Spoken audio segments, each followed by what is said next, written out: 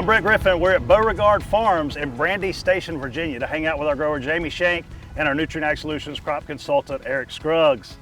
Fellas, this farm is gorgeous. How long has it been here? The current owners, we've had it since 1979. How big is this property? It's about 3,000 acres, 3,200 acres. A lot of rolling hills. Yes, we're right on the edge of the Blue Ridge Mountains. And so they've mellowed out here, but a lot of terrain. What all are you growing? Corn, soybeans, and some small grain. Usually, majority of that's rye. Awesome. Now, Eric, how long have you been coming out here? About 5 years now, since I've been with Nutrien. Yeah. How'd you meet Jamie? I just came on the farm one day and started talking to him, and now we probably talk weekly at least. Yeah, awesome. So you've been working with him 5 years. What have been some of the things you guys have done together on this farm that have created success? I think the first thing we went after was weed control. Like that's usually, I have a weed science background, so that's kind of the thing I go towards. I like to have clean fields. And then from there, we've worked on nutrition, fertility, fungicides, you name it. Plant health. Plant health's a big one for us as well. Not just from the fungicides, but also nutritionally, like a balanced plant. Yeah. How was your rainfall this year? We're not doing so bad right now if you look at it from the whole calendar year, but we started off super wet. And so early spring, we're super wet. So delayed planting, drowned outs, river bottoms flooding, things like that. And then as the summer progressed, we even had wet June, but then it just stopped completely in July and August. Eric, what do you do to combat that? We started off fighting replants, scouting to see what needed to be replanted, what we could do to try to get oxygen to roots. And then as we went through, we're trying to manage disease because we're so wet. We're just getting rain constantly, trying to get things done almost. And then it switched to managing stress.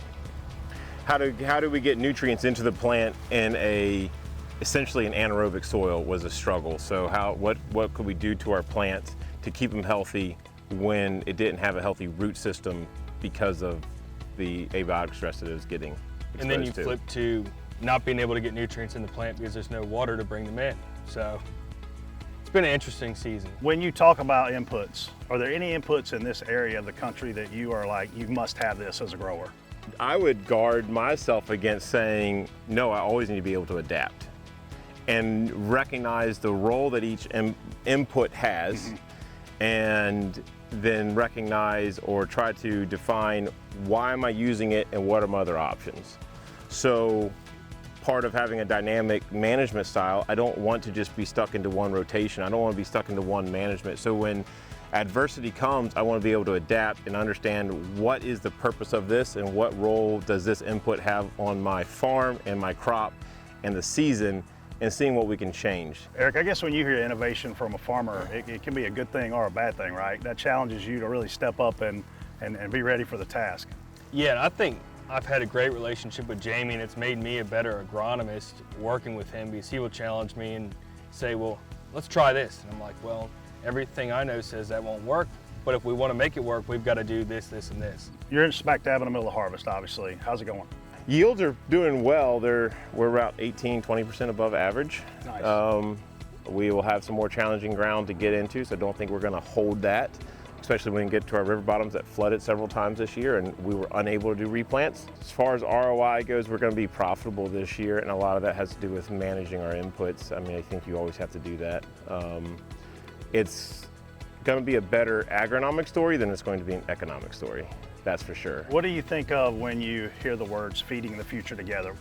When I think of future in agriculture, yeah, sustainability 100%. When I look at the agriculture that I know, the only agriculture I know, and I realize that it's less than 100 years old, it kind of firms up my belief that we need to be always continually changing. That we're not stuck here. So what we see and what we do today is not what I want the next generation to do. And so being able to adapt and change and fail, but still continue to change, I think is crucial.